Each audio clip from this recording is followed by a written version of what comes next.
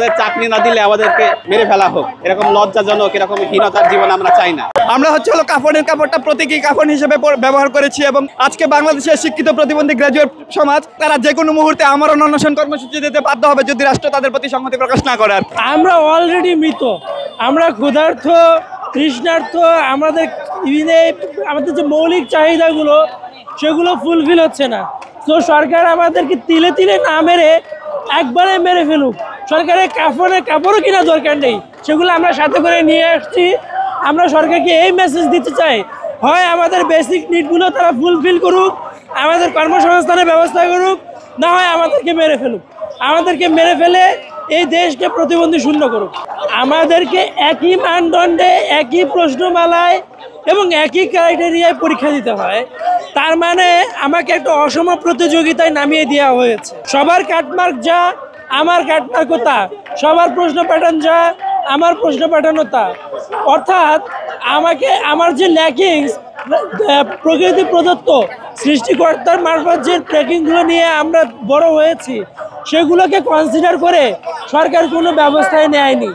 আমাদের যদি প্রশ্ন ব্যবস্থাটা আলাদা হতো বা আমাদের পরীক্ষার নিয়োগ সিস্টেমটা, আমরা চাই আমাদের নিয়োগ সিস্টেমটাই পরিবর্তন করা হোক, আমাদের প্রশ্নমালা আলাদা করা হোক, আমাদের নিয়োগ পদ্ধতি আলাদা করা হোক, আমাদের বিশেষ নিয়োগ পদ্ধতির মাধ্যমে আমাদেরকে বিশেষ চাকরির ব্যবস্থা করে আমাদের স্পেশালাইজ চাকরিগুলোতে চাকরি দেওয়া হোক। অর্থাৎ আমরা কোনো অসম প্রতিযোগিতায় দেখতে চাই না। আমরা হলো কাফনের কাপড়টা প্রতীকী কাফন হিসেবে ব্যবহার করেছি এবং এর মাধ্যমে আমরা সরকারকে জানিয়ে দিতে চাই আজকে বাংলাদেশের শিক্ষিত প্রতিবন্ধী গ্রাজুয়েট সমাজ একেবারে নিঃশ্বাস কণ্ঠ অবস্থায় আকণ্ঠ হয়েছে এবং তারা যে কোনো মুহূর্তে আমরণ অনশন কর্মসূচি দিতে বাধ্য হবে যদি রাষ্ট্র তাদের প্রতি সংহতি প্রকাশ না করে আর কি।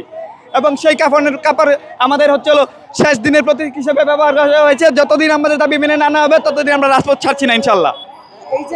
সেই আপনাদের সেই প্রশ্ন অনুযায়ী যেরকম বললেন যে আমাদেরকে প্রতিদিনই আন্দোলনে আটকে দেওয়া হয় এবং পদযাত্রা আজকে আপনারা দেখতে পাচ্ছেন 17 দিন থেকে আমাদেরকে আটকে দেওয়া হচ্ছে, বিগত 17 দিন যাবত।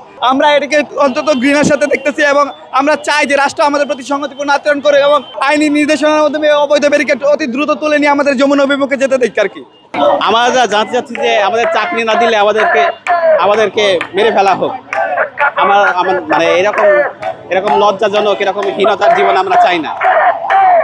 এই বিষয়টাকে আমরা ঘৃণা জানাচ্ছি, তীব্র ধিক্কার জানাচ্ছি যে আমরা